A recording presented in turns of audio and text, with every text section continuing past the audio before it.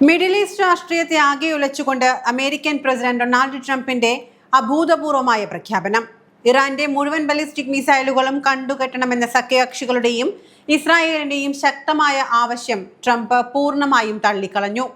മറ്റു പ്രാദേശിക ശക്തികളെ പോലെ ഇറാന്റെ പക്കലും ചില മിസൈലുകൾ ഉണ്ടാകുന്നത് സ്വാഭാവികമാണ് എന്നാണ് ട്രംപ് വ്യക്തമാക്കിയിരിക്കുന്നത്.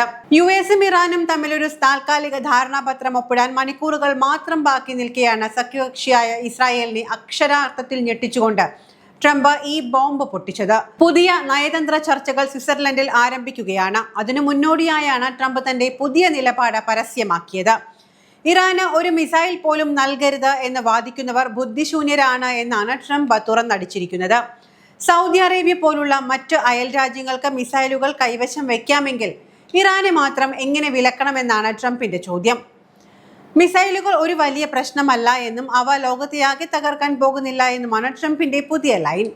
ഇറാന്റെ പക്കൽ ബാലിസ്റ്റിക് മിസൈലുകൾ ഉണ്ടാകുമെന്നും അത് അവരുടെ ന്യായവും അവകാശവുമാണ് എന്നുമാണ് ട്രംപിന്റെ പുതിയ നിലപാട്. ലോകത്തെ ഏറ്റവും വലിയ ആയുധ കമ്പോളങ്ങളിൽ ഒന്നായ സൗദി അറേബ്യയ്ക്ക് മിസൈലുകൾ ആകാമെങ്കിൽ മിഡിൽ ഈസ്റ്റിലെ വൻ ശക്തിയായ ഇറാന് എന്തുകൊണ്ട് അതായിക്കൂടാ എന്ന ചോദ്യം ഇസ്രായേലിന്റെ ക്യാമ്പുകളിൽ വലിയൊരു ഭൂകമ്പമാണ് സൃഷ്ടിച്ചിരിക്കുന്നത്. യുഎസും ഇറാനും തമ്മിൽ പുതിയ ചരിത്രപരമായ താൽക്കാലിക കരാർ ഒപ്പിടാൻ മണിക്കൂറുകൾ മാത്രം ബാക്കി നിൽക്കെയാണ് ഇറാൻ സൈനിക വീര്യത്തിന് പച്ചക്കൊടി കാണിച്ചുകൊണ്ട് ട്രംപ് ഈ വമ്പൻ ബോംബ് പൊട്ടിച്ചിരിക്കുന്നത്. ഇത് വൈകി വന്ന വെളിപാടോ അതോ ട്രംപിന്റെ കിളികൾ കൂട്ടത്തോടെ പറന്നുപോയതോ എന്നാണ് പുതിയ ചോദ്യം. അതൊന്നുമല്ല, കുട്ടിക്ക് ചെറുതായി പേടി തട്ടിയിട്ടുണ്ട് എന്ന വാദവും നിലനിൽക്കുന്നുണ്ട്. ഇറാന്റെ ആണവ പദ്ധതികളുടെയും മിസൈൽ കരുത്തിനെയും ഭയത്തോടെ നോക്കിക്കാണുന്ന സഖ്യകക്ഷികൾക്ക് ട്രംപ് നൽകിയ ഈ മറുപടി അക്ഷരാർത്ഥത്തിൽ ഒരു തിരിച്ചടിയാണ്. ഒരു മിസൈൽ പോലും ഇറാന്റെ പക്കൽ ബാക്കി വെക്കരുത് എന്ന് വാദിച്ച തന്റെ സ്വന്തം ഉപദേശകരെയും ഉദ്യോഗസ്ഥരെയും ബുദ്ധിശൂന്യർ എന്നാണ് ട്രംപ് വിശേഷിപ്പിച്ചിരിക്കുന്നത്. മിസൈലുകൾ ഒരു വലിയ പ്രശ്നമൊന്നുമല്ല, അവ ലോകത്തെയാകെ തകർക്കാൻ പോകുന്നില്ല എന്നുമാണ് ട്രംപിന്റെ മൃദു സമീപനം. ഇറാന്റെ പ്രതിരോധ തന്ത്രങ്ങൾക്ക് ലഭിച്ച വലിയ നയതന്ത്ര വിജയമായിട്ടാണ് ഇത് വിലയിരുത്തപ്പെടുന്നത്.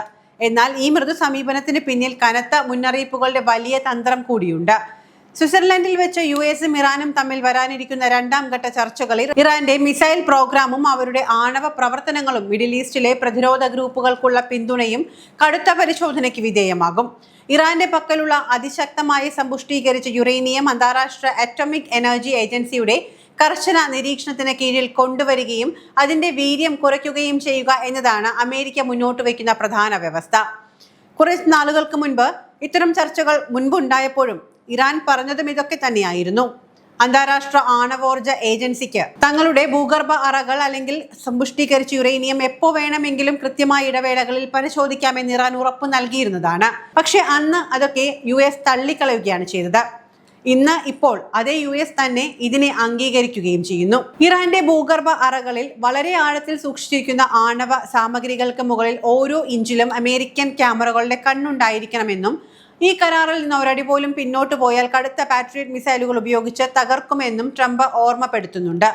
ട്രംപ് ഇങ്ങനെയൊക്കെ വീരവാദം മുഴക്കുമ്പോൾ ഓർത്തു പോകുന്നത് മറ്റൊന്നാണ്. എന്തിനാണ് മുൻപ് അംഗീകരിച്ച ഈ കരാറിനെ തന്നെ വീണ്ടും ട്രംപ് അംഗീകരിപ്പിക്കുന്നതായി തോന്നിപ്പിക്കുന്നത്? ഒരുപക്ഷെ വരാനിരിക്കുന്ന തെരഞ്ഞെടുപ്പിൽ ട്രംപിനൊന്ന് പിടിച്ചു നിൽക്കണമെങ്കിൽ ഇതൊക്കെ ഒരു പ്രഹസനമായിരിക്കാം. കരാർ ലംഘിച്ചാൽ മുമ്പത്തെ പോലെ അമേരിക്കൻ ബോംബുകൾ വീണ്ടും ഇറാനിൽ വർഷിക്കും എന്ന കടുത്ത ഭീഷണിയും ട്രംപ് ഉയർത്തുന്നുണ്ട്. മുമ്പ് ഒബാമ ചെയ്തതുപോലെ ഇറാനിലേക്ക് പണം വാരിക്കോരി നൽകുന്ന ഒരു പരിപാടിക്കും താനില്ല എന്നും കടുത്ത ഉപരോധങ്ങൾ മൂലം തകർന്ന ഇറാന്റെ സമ്പദ് വ്യവസ്ഥയെ പുനരുജ്ജീവിപ്പിക്കാൻ അമേരിക്ക $1 പോലും നിക്ഷേപിക്കില്ല എന്നും അദ്ദേഹം വ്യക്തമാക്കിയിട്ടുണ്ട്. തിരിച്ച് ട്രംപിനോട് ഇസ്രായേലിന് ചോദിക്കാനുള്ളത് ഇനി എങ്ങനെയാണ് സ്വന്തം രാജ്യത്തെ ട്രംപ് ഒന്ന് നേരെയാക്കിയെടുക്കുക എന്ന ചോദ്യമാണ്. നിക്ഷേപിക്കാൻ എന്തുണ്ട് ഇനി അമേരിക്കയിൽ ബാക്കി എന്ന ചോദ്യവും ഇവിടെ പ്രസക്തമാണ്. ആയുധങ്ങളാണെങ്കിൽ തരി പോലും ഇല്ലാത്ത അവസ്ഥയിലാണ് എന്ന് അവിടുത്തെ ഉദ്യോഗസ്ഥർ തന്നെ പരസ്യമായി വെളിപ്പെടുത്തിയിട്ടുമുണ്ട്. ഇത്ര നാളും കടുത്ത ഉപരോധങ്ങൾക്കിടയിലും പിടിച്ചു നിൽക്കാൻ ഇറാനായെങ്കിൽ ഇനി അമേരിക്കയുടെ വലിയ സഹായമൊന്നും പ്രതീക്ഷിക്കുന്നില്ല. തങ്ങളുടെ പിടിച്ചു വെച്ചിരിക്കുന്ന പണം ഇങ്ങ് തന്നാൽ സ്വസ്ഥമായി ജീവിച്ചോളാം, അതിനുള്ള അവകാശം മാത്രമാണ് അന്നും ഇന്നും ചോദിച്ചിട്ടുള്ളൂ. കടന്നു കയറാൻ വന്നപ്പോഴാണ് തിരിച്ചടിച്ചത്. ഗാസയിലെയും ലെബനനിലെയും സംഘർഷങ്ങൾ അവസാനിപ്പിക്കുക, ഹമാസിനെയും ഹിസ്ബുള്ളയെയും നിരായുധീകരിക്കുക, അബ്രഹാം ഉടമ്പടി കൂടുതൽ ശക്തമാക്കുക തുടങ്ങിയ വലിയ ലക്ഷ്യങ്ങളാണ് അമേരിക്കയ്ക്ക് മുന്നിലുള്ളത് എന്നാണ് ഇപ്പോൾ പറയുന്നത്. ഇതിനായി സൗദി അറേബ്യ നേതൃത്വം നൽകുമെന്നും ട്രംപ് പ്രത്യാശ പ്രകടിപ്പിക്കുന്നു. മിഡിൽ ഈസ്റ്റിലെ സമാധാന ചർച്ചകളിൽ ലെബനൻ എന്ന രാജ്യം നേരിടുന്ന കനത്ത അവഗണനയെക്കുറിച്ചും ട്രംപ് സംസാരിക്കുന്നുണ്ട്. ചരിത്രത്തിൽ ലെബനനെ പോലെ ഇത്രയധികം അപമാനിക്കപ്പെടുകയും മോശമായി കൈകാര്യം ചെയ്യപ്പെടുകയും ചെയ്ത മറ്റൊരു രാജ്യമില്ല എന്നാണ് ട്രംപ് പറയുന്നത്.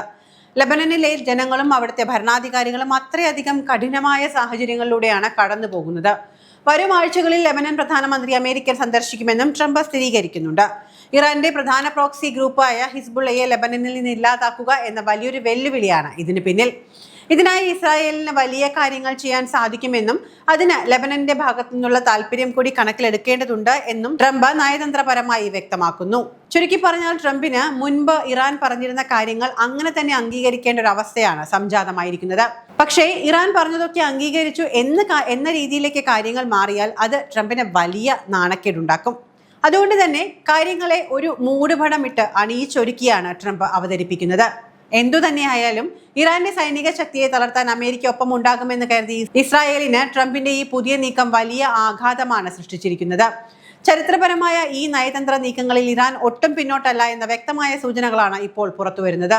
ഒരു വശത്ത് അമേരിക്കൻ ഉപരോധങ്ങളുടെ കടുത്ത സമ്മർദ്ദമുണ്ടെങ്കിലും തങ്ങളുടെ പരമാധികാരത്തിലും പ്രതിരോധ ശേഷിയിലും യാതൊരു വിട്ടുവീഴ്ചയ്ക്കും തയ്യാറല്ല എന്ന ഉറച്ച നിലപാടിലാണ് ടെഹ്റാൻ. സ്വിറ്റ്സർലൻഡിൽ വരാനിരിക്കുന്ന രണ്ടാം ഘട്ട ചർച്ചകളിൽ തങ്ങൾ തുല്യ ശക്തികളായി മാത്രമേ പങ്കെടുക്കൂ എന്ന നിലപാട് ഇറാൻ വ്യക്തമാക്കി കഴിഞ്ഞു. തങ്ങളുടെ ബാലിസ്റ്റിക് മിസൈൽ പ്രോഗ്രാം രാജ്യത്തിന്റെ സുരക്ഷയ്ക്കുള്ള അവിഭാജ്യ ഘടകമാണ് എന്നും പശ്ചിമേഷ്യയിലെ ഇസ്രായേൽ അടക്കമുള്ള മറ്റു ശക്തികളുടെ ആയുധ ശേഖരത്തിനു മുന്നിൽ തങ്ങൾക്ക് നിരായുധരാകാൻ കഴിയില്ല എന്നുമുള്ള ഇറാന്റെ ശക്തമായ വാദത്തിനു മുന്നിലാണ് ഒടുവിൽ ട്രംപിന് പോലും വഴങ്ങേണ്ടി വന്നിരിക്കുന്നത്. ആണവ സാമഗ്രികളുടെ കാര്യത്തിൽ അന്താരാഷ്ട്ര ഏജൻസികളുടെ നിരീക്ഷണത്തിന് ഭാഗമായി തയ്യാറാകുമ്പോഴും തങ്ങളുടെ ശാസ്ത്രീയവും സൈനികവുമായ നേട്ടങ്ങളെ പൂർണ്ണമായും ഇല്ലാതാക്കാൻ ആരെയും അനുവദിക്കില്ല എന്ന ഇറാന്റെ കടുത്ത നിലപാട് തന്നെയാണ് അമേരിക്കയെ കൊണ്ട് ഒന്ന് ഈ രീതിയിൽ മാറ്റി ചിന്തിക്കാൻ പ്രേരിപ്പിച്ചത്. ഒരു വൻ ശക്തിയുടെ ഭീഷണിക്ക് മുന്നിലും സ്വയം പ്രതിരോധ നയം മാറ്റില്ല എന്ന ഇറാന്റെ ധീരമായ നിലപാടിന് ലഭിച്ച വലിയൊരു അംഗീകാരം കൂടിയാണ് ട്രംപിന്റെ ഈ പുതിയ പ്രസ്താവന. ഏതായാലും വരും ദിവസങ്ങളിൽ സ്വിറ്റ്സർലൻഡിൽ നടക്കുന്ന നയതന്ത്ര ചർച്ചകൾ മിഡിൽ ഈസ്റ്റിന്റെ ഭാവി നിർണ്ണയിക്കുമെന്നതിൽ യാതൊരു സംശയവുമില്ല.